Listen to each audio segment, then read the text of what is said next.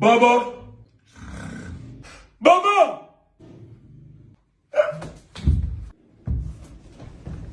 مامان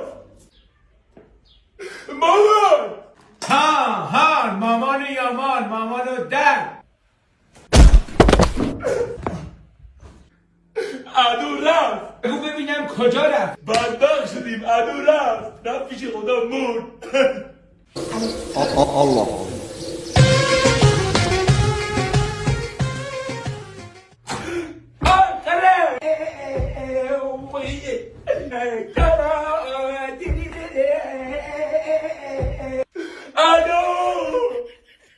امروز میخواست برای من دپه گلگلی بخره.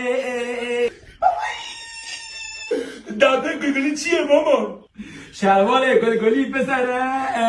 انتر خانم میشه تو حرف نزنی گریه نکنی. گم شو برو اتاق میدم. آخه حیف من نیست به خاطر شما اشک دارم میریزم.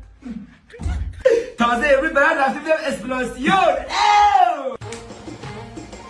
از خبر ندارم. عدو نرو کی برای من پتقان بخره. عدو پاشو برو به ملا بگو صدا بداره بگو رفت.